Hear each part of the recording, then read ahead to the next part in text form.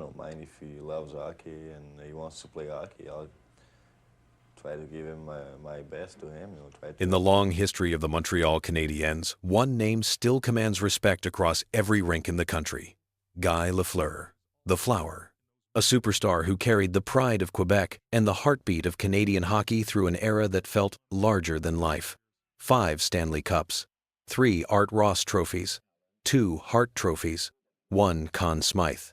Those numbers did not just define a career.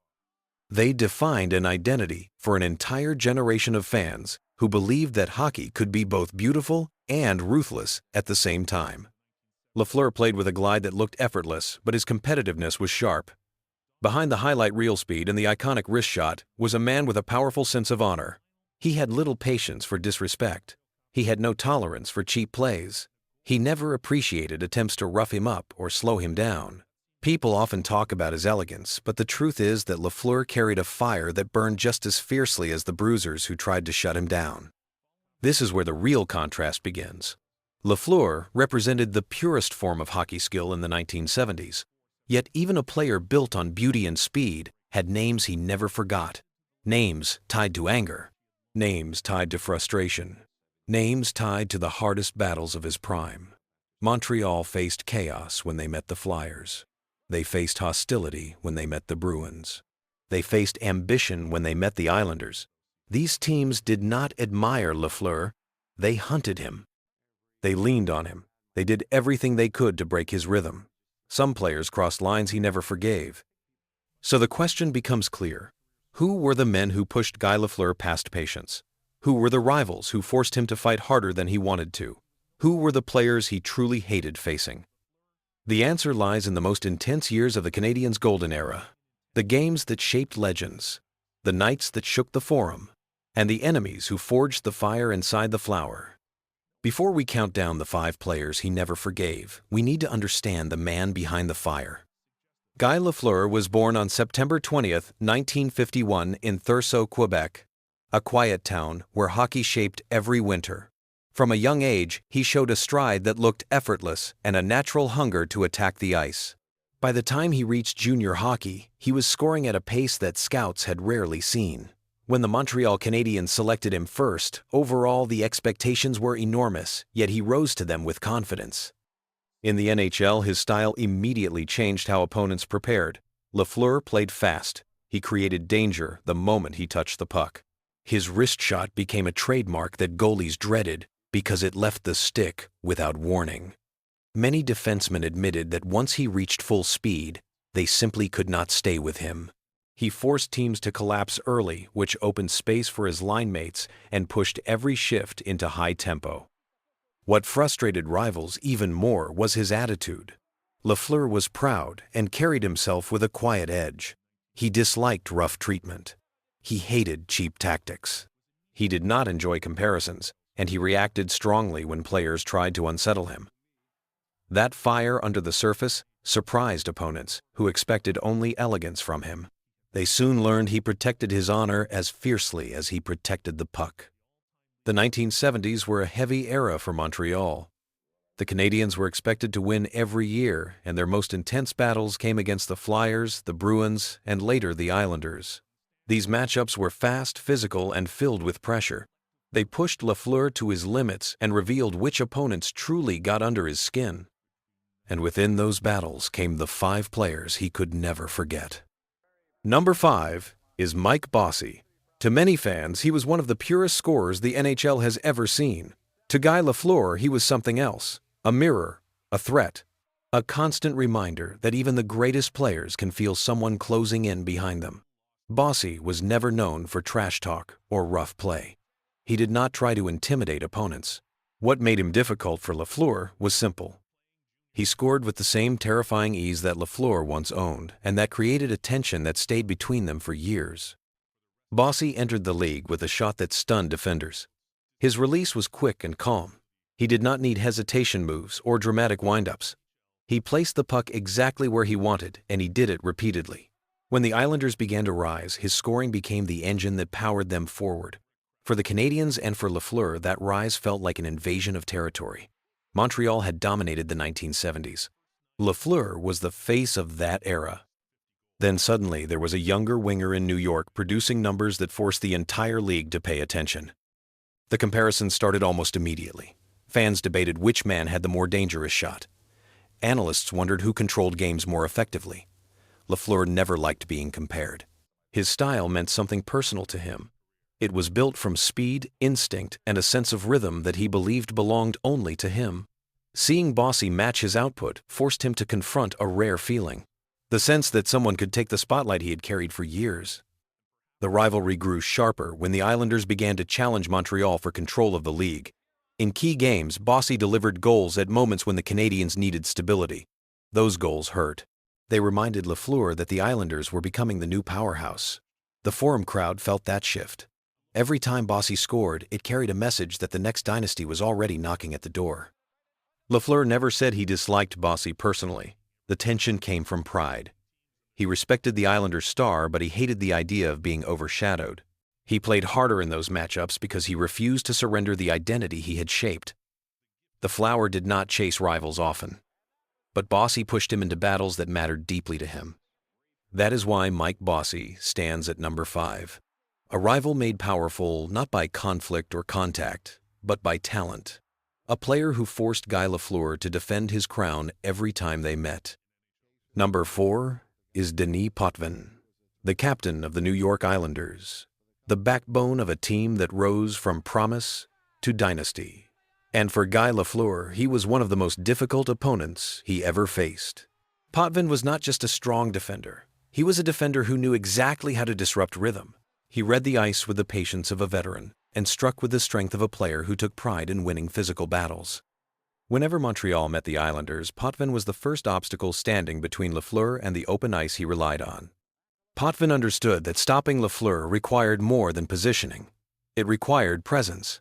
He leaned into every shift with the goal of cutting down space and forcing Lafleur to work for every stride. Many of their matchups felt like long duels. Lafleur pushed forward with speed. Potvin pushed back with control. Each man tried to shape the pace of the game, and neither wanted to be the one who backed off first. The tension grew during the late 1970s when the Canadiens and the Islanders began their real fight for league supremacy. Montreal was holding on to the final years of their dynasty. New York was building the foundation of theirs. Every meeting carried weight. Goals, checks, and mistakes all felt heavier. In those environments, Potvin played a central role. He hit with timing. He closed lanes. He made Lafleur fight through tight coverage that irritated him deeply. Lafleur respected strong defense, but he hated when opponents made a point of targeting him. There was a moment that Canadiens fans still remember. A hard Potvin body check along the boards that sent Lafleur off balance. It was a legal play, but it hit with enough force to stir anger in both the crowd and the bench. Moments like that never left Lafleur's memory because they touched his pride.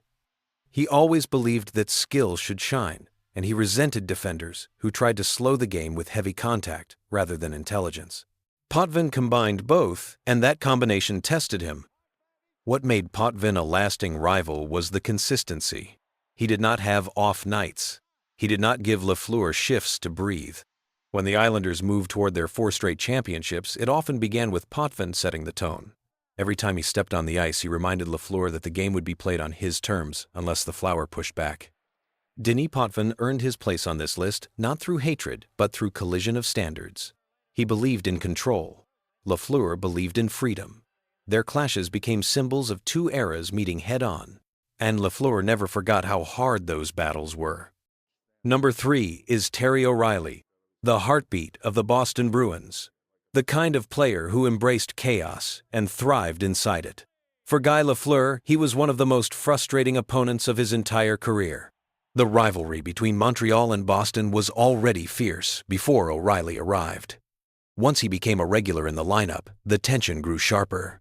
He played hard on every shift, and he made sure that every skilled player on the ice felt pressure. Lafleur was at the top of that list. O'Reilly did not chase highlight moments. His value came from grit and persistence. He finished every check. He crowded every path. He made clean entries difficult. When he faced Lafleur, he focused entirely on breaking rhythm.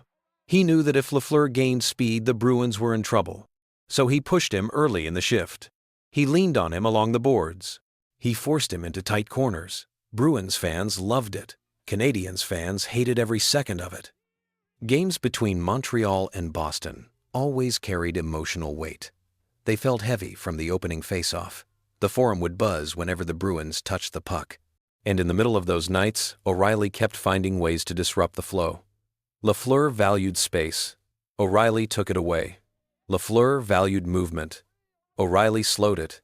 The style clash created a constant friction that became one of the signature themes of the rivalry. There were moments that defined their conflict. A hard O'Reilly bump on a zone entry. A scramble where Lafleur lost his footing under pressure. A shift where O'Reilly stayed glued to him like a shadow. None of these were dirty plays. They were simply moments that forced Lafleur to battle in ways he did not enjoy. He never feared contact, but he resented players who made physical disruption their main strategy against him. The Bruins, as a team, represented everything that irritated the Canadian star. They were proud, stubborn, and willing to grind out any win. O'Reilly symbolized that approach perfectly. His intensity never dipped, his energy never faded. And in games that mattered most, he pushed Lafleur harder than almost anyone else. What made O'Reilly unforgettable for Lafleur was the relentlessness. Some opponents annoyed him for a period. O'Reilly annoyed him for seasons. He did not let up. He did not adjust. He believed in wearing down skill through pressure, and he committed to that idea every time they met. That is why Terry O'Reilly stands at number 3. A rival who brought out Lafleur's frustration and forced him to fight through a style he despised. Number 2 is Dave Schultz, the most feared enforcer of the Philadelphia Flyers. To fans across Canada, his name still brings back memories of the Broad Street Bullies and their reign of intimidation during the 1970s. For Guy Lafleur, Schultz represented everything he disliked about the sport. Lafleur believed hockey should be fast and skilled. Schultz believed it should be punishing. Whenever Montreal faced Philadelphia, the clash between those two identities became impossible to ignore. Schultz played with a force that changed the energy of a game the moment he stepped onto the ice. He finished checks with full commitment. He challenged anyone who tried to skate freely. He protected his teammates with an intensity that bordered on obsession. Against Montreal, he took on a clear mission. Slow down Lafleur. Wear him down.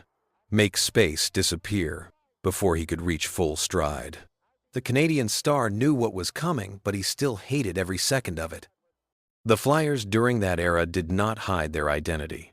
They played with an edge that dared opponents to either stand their ground or get pushed aside. For a player like Lafleur, the frustration came from the way the bullies shaped the pace. They made games choppy. They disrupted flow. They dragged speed back into the trenches. Schultz was the enforcer at the center of that storm. His presence changed Lafleur's approach because he had to fight through contact before he could ever think about scoring. There were moments that deepened the tension. A heavy Schultz hit that stopped Lafleur at the blue line. A pileup in front of the net, where Schultz made his presence felt. A shift where Lafleur tried to accelerate through the neutral zone, only to find Schultz closing the gap. These memories stuck with him because they attacked his pride. He knew his skill could beat almost anyone, but he could not avoid the physical traps that Schultz set each game. For Montreal fans, the battles against Philadelphia carried emotional weight. The Forum roared when Lafleur escaped pressure. It roared louder when he scored despite it. But even in victory, the annoyance of facing Schultz never faded. Lafleur respected toughness, but he disliked players who seemed to enjoy chaos over craft. Schultz thrived on chaos, and he had no interest in letting stars showcase their beauty. Dave Schultz earned his place near the top of this list because he forced Lafleur into the type of hockey he hated the most: hard, grinding, in your face from the opening shift. He pushed the Flower into battles that left lasting frustration and proved that even a legend could be dragged into a fight he never wanted. Number 1 is Bobby Clarke, the captain of the Philadelphia Flyers, the face of the Broad Street Bullies, the player who frustrated Guy Lafleur more than anyone else he ever met on NHL ice. Clarke was not simply an opponent. He was the leader of a team built to disrupt everything Montreal stood for. And during the 1970s, no rivalry burned hotter than Canadiens versus Flyers. For Lafleur, that rivalry often felt personal because Clarke had a way of getting under his skin without ever needing to say a word. Clarke played the game with a mix of intelligence and defiance. He knew when to push. He knew when to irritate. He knew how to bend the pace of a game in ways that frustrated creative players. Lafleur relied on speed and space to dominate opponents. Clarke relied on timing and pressure to make that space disappear. Every time they met, Clarke imposed a physical and mental weight on the Flower, and Lafleur hated it. The Flyers under Clarke embraced a style that bothered Montreal at every level. They hit hard. They played with little hesitation. They challenged the skill-heavy approach that made the Canadiens famous. Clarke understood that slowing Lafleur was the first step to slowing Montreal. He shadowed him. He poked at him. He forced him into crowded areas. He turned routine rushes into collisions. Clarke did not need to outscore him. He only needed to make life difficult. There were nights that defined the tension between them. A face-off where Clarke tied up Lafleur's stick. A back-check where he clipped the edge of his stride. A scramble near the boards where Clarke leaned in just enough to knock him off his rhythm. None of it was dramatic on its own, but the accumulation drove Lafleur mad because it attacked the foundation of his game. He wanted purity. Clarke wanted disruption. Those values collided every time they touched the ice. What separated Clarke from the other rivals on this list was his influence. Schultz delivered the hits. O'Reilly delivered the pressure. Potvin delivered the control. Bossy delivered the scoring threat.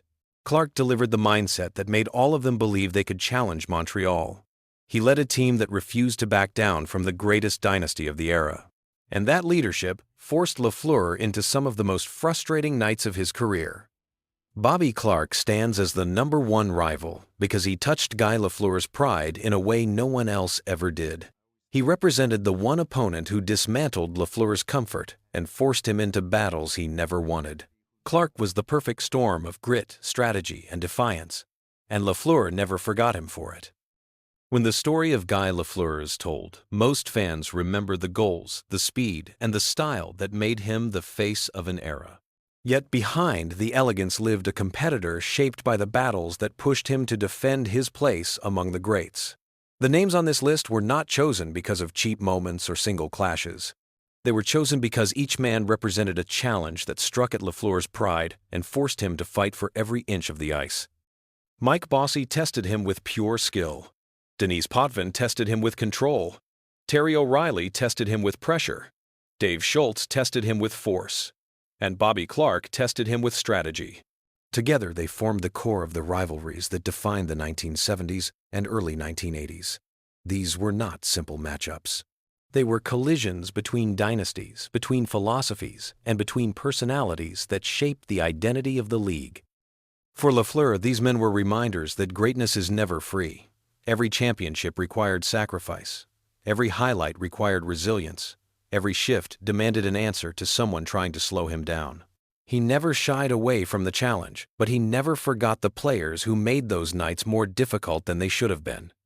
To Canadian fans who lived through that era, these 5 names are etched into memory just as clearly as Lafleur's skating stride. They symbolized a time when hockey was raw, fierce, and driven by pride.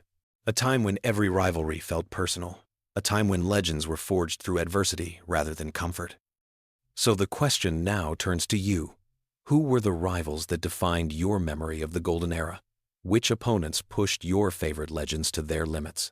And which names would make your list of the toughest players ever faced?